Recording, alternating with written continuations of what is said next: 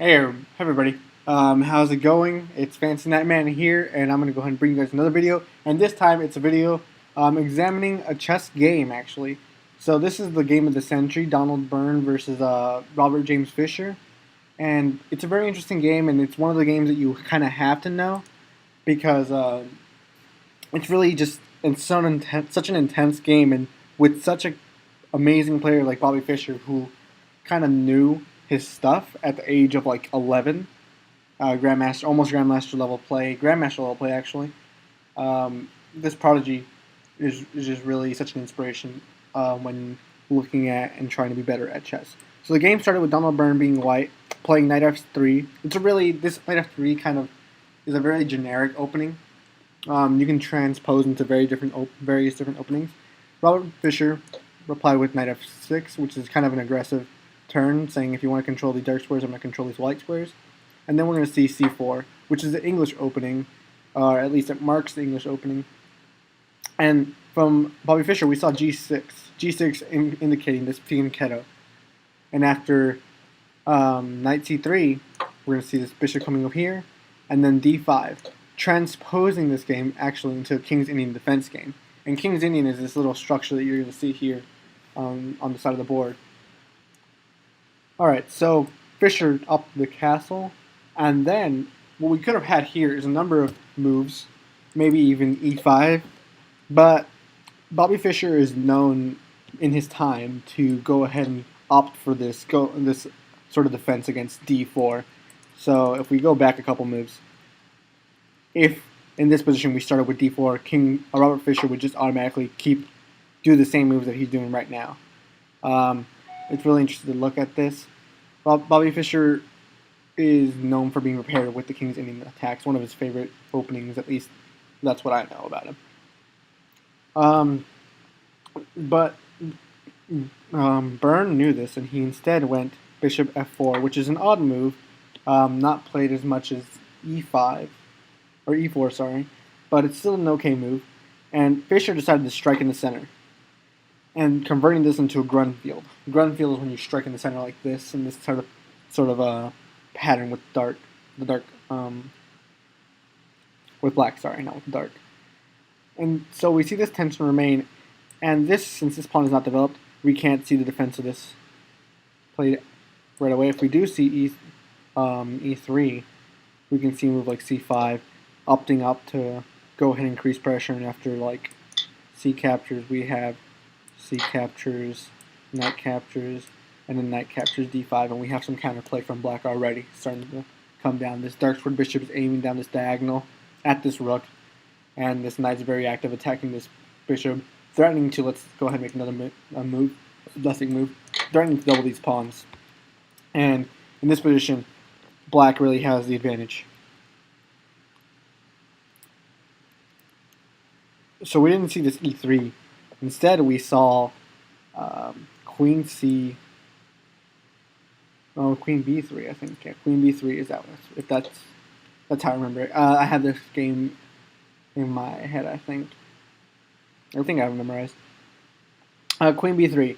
And then from black, we see a response which is d captures c4, forcing this queen to capture, not allowing this pawn push later, because now if we do see c5 like I was talking about, well, we're just going to simply see e3, and this is all hunky-dory. Sorry, I played c6. c3, and like I said, we could play e3, and this is hunky-dory. This is fine for white. So after this move, queen over, we're going to see pawn captures, queen captures, and actually attacking this pawn. So Fischer opted to let white get an attack in, but Fischer decided to deal with it like this. There was a number of ways Fischer could have dealt with it. Fischer could have probably gone here, and after a move like, let's say, queen captures, queen captures, queen captures, we're going to see a move knight b to d6, or knight b6. Maybe opening up, not b6, b6, sorry. Not b to 6. Because that's just dumb, it just doubles up pawns. I was thinking b6. b6, allowing this bishop to get some counterplay, sacrificing a pawn like we talked about in the Smith-Morgan Gambit video. sacrificing a pawn for some tempos and getting that dark squared bishop, which is usually blocked in these type of openings against d4, to do something. Fischer could have also maybe even, let's see, what else could Fischer have done? Fischer could have also done like bishop e6, allowing that to happen. And after, let's say, let's just say queen captures, queen, knight, bishop captures.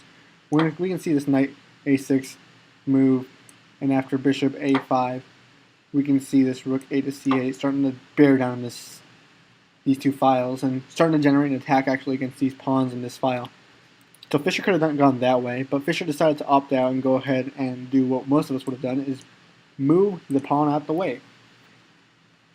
Alright, so from this position we see the e4 coming in, and after e4 we see knight bd7, which is just development, standard development move, maybe even aiming down to get to the c6 square, getting a tempo on this knight, and also keeping an eye on this d5 square.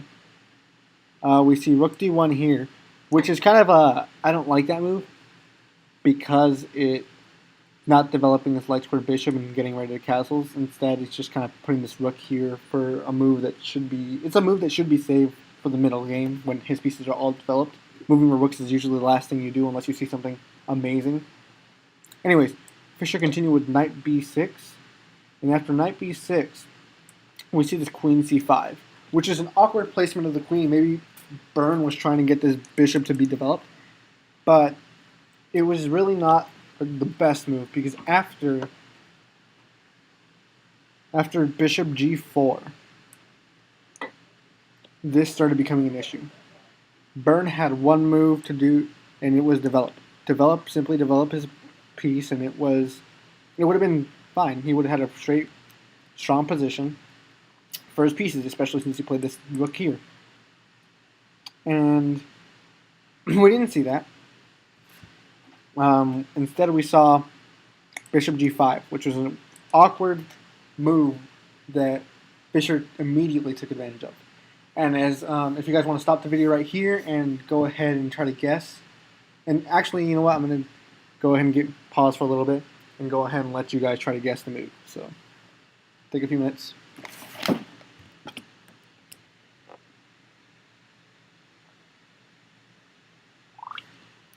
Alright, are you done? You should be. It was knight a4. Knight a4 is an amazing move. Now you might ask, why is that an amazing move? It's a free knight. Surely maybe just knight captures knight. But this strange move, it's hard on the position. We see this knight a4, and then next move was queen a3. Why not just capture? Let's say capture happened. Well, then we would see this knight capturing here. Knight captures e4. Sure, you got the pawn. Well, what does that matter? What does that matter to me? Well, this is really odd, because if we move the queen, let's say queen captures here, because it's a free pawn, you're just up a piece, we can now see this move, queen to a5, which is something that's very dangerous, because it gives back that piece. And after a move like knight here, we can see rook f to e, defending the knight. And then after queen a3, too little too late, your knight captures g. Knight captures g5. And now Fischer is simply better in this position. If we see bishop here, well then we're going to see knight captures f3, pawn captures, bishop captures, there's pressure on this bishop, and now, or actually not, no, that gives the advantage back to white. Captures, and then rook captures e2 would be better, actually, because this knight's pinned. And after king captures, we can see this rook coming over. And then king d2. King can't go back. It's important to notice that. If king goes back, well, actually, king can't go back. If king goes back, then we just have bishop h3 followed by king g1 followed by queen here. Checkmate. So this attack is very interesting to see. And let's say, well, if that's the problem with capturing the knight, why not just sidestep it? Let's say just queen here. What's wrong with queen here? The problem with queen there is knight captures c3. and let's say b captures c3, we can still see this knight capturing, and now you're attacking this, and now you're winning the attack. If we do see this move, again, we're going to see queen here, queen e8, and now this diagonal, this file that's open towards the king is going to be white's demise. If we do see a move like bishop e2 to start breaking up that diagonal, it's too little, too late. After knight captures c3, we can't see queen. We can see queen captures c3, sure, but then queen captures z. This diagonal is going to get piled on. Can't castle. What else is white to do? Let's say white's trying to castle, tries to defend that. Well, then we see rook f to e. This king isn't going to castle anytime soon. We see rook up here. We're going to see bishop captures, pawn captures, and then we're going to see rook a to d8. Very powerful stuff. If we do see just castling, well, then the issue here becomes queen over here, check, king over, and then after rook captures d4, because this bishop is defending this pawn, or attacking this pawn as well, white's position starts unraveling, and white is the one that's doing worse. So that's the thing that is with queen here, sidestepping it. So Byrne saw the only, well, Byrne chose this variation here, which is queen here to a3, and now we can see this knight capturing c3 as a viable option, because after captures, we see this knight e4 move, which still attacks this position, attacks this pawn, attacks this bishop, and now white's in a pickle. What white tried, I believe, is bishop captures e7, but that just failed for queen to b6, attacking also, getting the diagonal, getting to these dark squares, getting ready for an attack. Also getting ready to move this up. It's important to notice if bishop captures, then we just see bishop captures f4, attacking the queen. Queen only has so many green dots to be safe, and it's defended on these yellow dots. Probably we would see a move like queen b3, opting to trade off these queens, but then after rook e8, the position starts falling apart. If we do see captures, we're going to see a captures, and then what is white to do here? Let's fall short to this. So there's really not, capturing back is not the best idea. So what we see instead is after bishop captures e7, we see queen b6, and then we see bishop c4, I believe, from white, which is finally opening up this diagonal for this king to castle. But we see this move, knight captures c3, which is devastating. If queen captures, we get this rook a to d, or rook a to e, sorry. And now things are going to start crashing down. If we do see castles, then we have rook captures e7. And this pressure on this pawn is too great. Let's say rook b1 to try to get this tempo on the queen. We're going to see queen c7 aiming down this king side. There's still pressure on this pawn. Let's say rook f to e1. Then we're going to see bishop captures f3, queen captures, and then guess what? This pawn falls. And when you're in a Grandmaster game, you don't want a pawn to fall. That's just bad. So we didn't see the capture in the game. What we saw instead was bishop c5, bringing back to attack the queen, which is very interesting in the idea.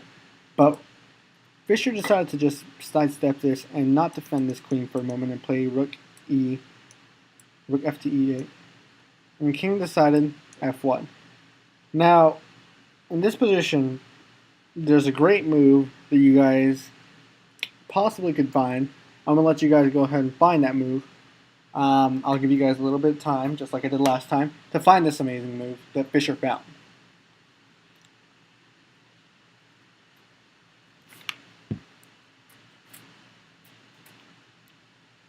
Alright, 20 points to Gryffindor if you found bishop e6. Bishop e6 is the best move.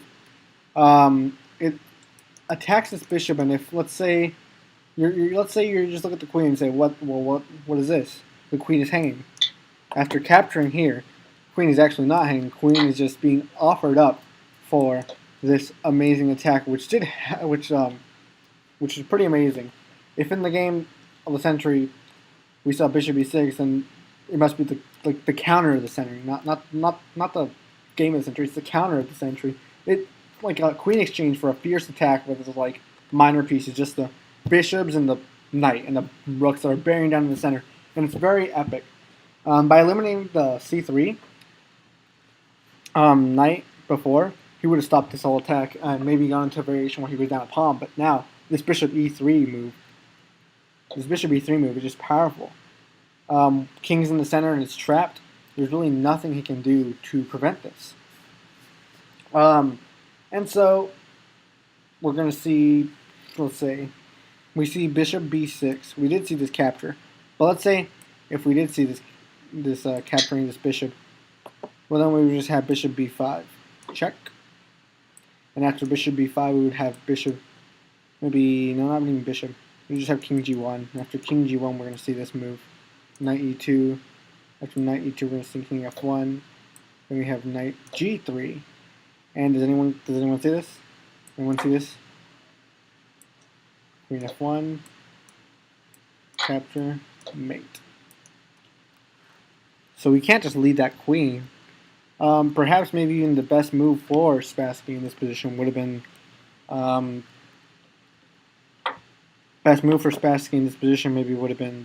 just to capture the knight. If we did capture the knight, though, we would have queen capture c5. Bam! This bishop comes into play. This piece is pinned, and after d captures c5, bishop captures c5, we just have a game where Fischer is positionally better because there's 3 pawn islands, 1, 2, 3, where the pawns are connected, and Fischer has 2 pawn islands. Not to mention that Fischer's also up a pawn, so this position would be lost for Spassky, so long as Fischer kept his game up. So in the Fischer-Spassky game, or not Spassky, sorry, I kept on saying Spassky, Byrne. In the Byrne-Fischer game, I'll cover a Spassky game later, we did see bishop capturing b6. And we did see this bishop capture c4, surprisingly. We're going to see this combination. So this is just very, very, very, very devastating. This tactical scenario where the king is just check, check, check, check, and he's pretty much in a windmill. This is what I call the windmill, actually. King here, check, and knight is just free to do whatever he wants to this king. So finally we see the end of this windmill, queen c3, and it's important to notice that this knight ends up here with the check, and now Fischer has a tempo. The tempo is very important. So after this knight goes there, we're going to see king g1, and Fischer saw much more than that. We see a captures c, or not, rook captures a. And it's important to notice this knight's defended by the c pawn, so now the queen cannot capture there. So the queen only has a number of positions, and I believe Byrne decided to go here, bishop b4, attacking this pawn on b6, trying to get material back. Fischer has very active minor pieces, and now it's just very difficult for white to get any counterplay at all. In this position, we saw rook a4, and then after rook a4, I believe he just captured the pawn. Sorry, I'm a little bit sick right now, but we see this next move, which is knight captures b3, regaining material, and now Fischer just needs to tie up his pieces and get them working together. There's really nothing to it. This queen, although he does have a queen, there's nothing to fear. White basically only has a queen and a knight on the board. This rook is still blocked in. These minor pieces are activating, so if we count, we have 2 minor pieces, 2 rooks, and a knight, where white only has a queen and a knight out there. So really, who's the one who's winning is black. And I've had a game before where I've sacrificed 3 minor pieces for a queen, and it worked out phenomenally for me because queens, the heavy pieces like the queen and the rook, really only work together if they're supported by other pieces. So that's important to know. After knight d1, Spassky, Byrne tries to activate his rook finally, which is a little too late. And then we see rook capturing a2, king here, And then we can see either king captures or knight captures. And actually, it was knight captures that Fischer did. Knight captures f2, I believe. And then after rook e1, trying to activate this rook and try to contest the rook from actually getting anywhere near this king, Fischer decided that what he wanted to do was capture and trade down material. Then Byrne, go ahead and pin this knight, and then this knight captured. And now it's just 1, 2, 3, 4 pieces on the board versus one king and a queen and a knight, which is kind of scary to know, but Fischer wanted to make sure that he had the advantage for this. So after, as you can see in this position, Fischer really kind of tied down his loose ends. And then after a move like bishop d5, which kind of cut off the queen from making any funny business on this king side, or against black's pieces, Byrne decided, well, he didn't have much to do actually. What would you do in this position as white? I really don't see what you could do. Byrne decided to try to bring his queen back up for an attack on the king, and after knight e4, blocking off this major square that the knight needed, we see queen b8 trying to attack this free pawn. Fischer decided to defend, try to tie up these loose ends for a black side of the board, and there's not much to it. I mean, after b5, every piece and pawn and everything is just defended. There's not a single piece in white and black's position that's defended. And the queen really has nothing to do because the queen works with other pieces, which is very interesting. So Byrne tries to go for this h4, and this h4 is kind of aiming to try to break apart this structure. But then Fischer just decides to block off all this counterplay and say, nope, my pieces are all defended. You're about to fall. And so we see this knight e5 trying to go for this knight d7 square to try to, what is it called? Attack the pin piece. Yeah, attack the pin piece. But there's really no hope because after king g7, that pin piece is no longer a pin piece. It's just a piece that's in the way. Let's see. What is it called? Byrne decided to go back away from this diagonal for the potential attacks of the skewer, potential skewer of the bishop. And then what did we have? We had bishop c5, I believe. Bishop c5 check, and then Byrne decided to go to either way. I think choose your poison. I mean, if just here, then we just have knight d2, and after knight d2, there's no moves really. You can bring back this knight, or maybe you can try to create a threat. If you can try to create a threat, well, then you just have knight f1, or not knight. Oops, knight f3, knight f1. And after this move up here, let's say go up here, you just have bishop captures d2. That's checkmate. Hallelujah. So Byrne decided to go king here, which is really a forced move. You can't really do much after that. And after knight g3 check, Byrne only had one move. After here, we see rook. We see king e1, and then bishop b4, forcing the king to walk down the board. And these next moves, they're just forced. b3, I believe, is next forced. King here. I believe knight is next. King here. This is just a forced mate. I believe what Fischer did play though was bishop b4, rook d1 or king d1. Sorry, it's his move. Bishop b3, king c1, and then he played knight e2, like I said. Then he goes here. Bam, bam, checkmate. And that's the end of the video. Alright, so end of the game. Sorry, not the end of the video. The end of the video is near. So as you can see, there's this thing where minor pieces are stronger than these materialistic queen. I mean, the queen alone has no power unless it's supported by a bunch of pieces. The reason why we value the queen more than other pieces is because it has such freedom and so many ways it can potentially support pieces and it can attack with pieces. but it's surely not enough because Fischer just proved to us that a queen alone cannot do much. A queen alone can't pull off this series of attacks that Fischer sort of ensued. And this move,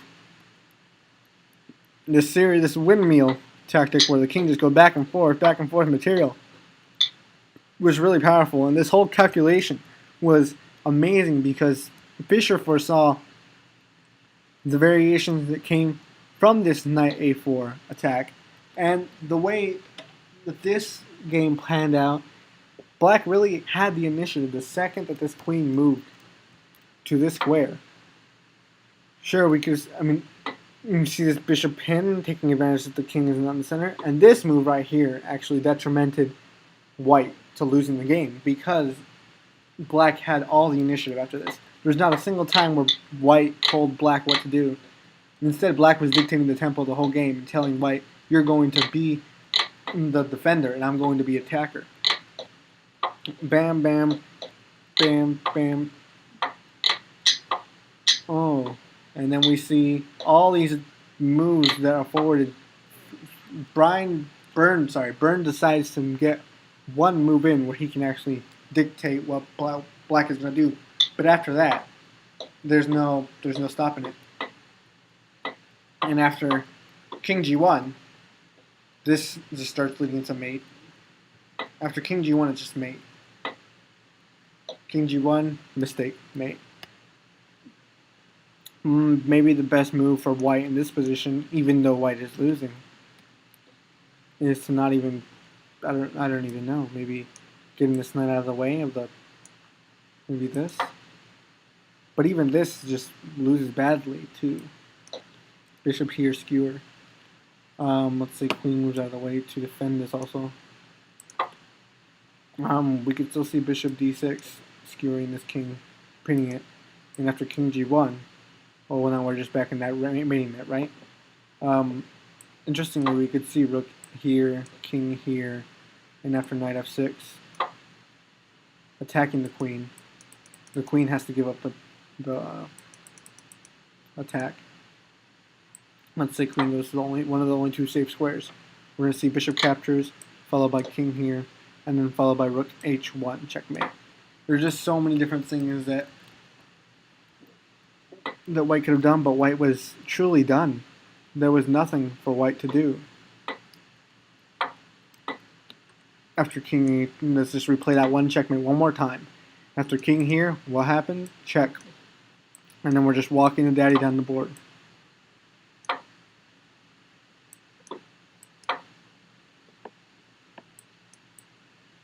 Oops, I think I just mistake. See, if I was playing this game, I'd lose.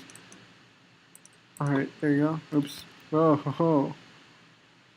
I believe the correct move for this position after after king e1 was, actually you guys can probably get it before me.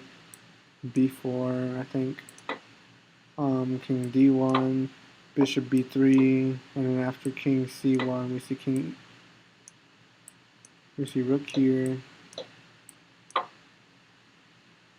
Well, this is also another mate. I just kind of lost it. This is a pretty good mate. But it's just important to note that Fischer used all his pieces and started activating them and just defeated his opponent, and there was nothing to it for Fischer. So if there's one lesson I can take out of this is that your pieces aren't worth what we put them, what we assign them, because queen's worth 9, rook's worth 5, bishops and knights worth 3, pawn's worth 1, king's worth infinity. The pieces aren't worth what you assign them unless you activate them and use them. And as you can see, Byrne did not use his pieces fully to the maximum potential that they had, especially at, let's say, move here when he started developing his rooks, even though his bishop was not even out of f1. And as you can see, that just put a strain on his game. So, yeah, that's all there is to this game, I guess. Very tricky tactics. Fischer saw farther than Byrne did. Byrne overlooked this, and I'm pretty sure many people playing chess would overlook this too. Trying to put pressure on this e7 square instead of going ahead and paying attention to these tactics that are going on. And that I wouldn't catch the tactic either. I wouldn't catch it at all. But it's important to notice that you have to go off the principles. Principles are what really saves you. Development, controlling the center, castling as quickly as possible, getting your king out of the way of the center. Those things will help you in chess develop, because that's what helps me develop, and that's what I've learned. And putting your pieces in the optimal positions, activating them all, getting all that down really saves you. And Fischer in this position had all of his pieces developed except for his queen, which is not detrimental. The queen isn't really a piece to be developed until the attack is ready to be had. But in this position, the attack was ready to be had, and the queen was just used as a piece for diversion. Well, I'll see you guys later. Thank you for watching this video. I hope you guys enjoyed it very much. I enjoy going over games like these. They're just so amazing to. It's just so amazing to look at these games and say, "Oh, I know what this person was thinking," or have the engine help you out and say, "Whoa, this is a better move," or "These moves should have been played," and the reasoning behind the moves. Because if you look at Grandmaster games, they have reasons, they have purposes, unless they're just playing around. I don't know. But yeah, review your own games. It would actually help you a lot. And I review other people's games, review Grandmaster games, ask questions. Questions are the most important thing. Thank you guys for watching. Leave a comment down below. Click the like button. It really helps me out. And I'll see you guys in the next video. Alright? See ya.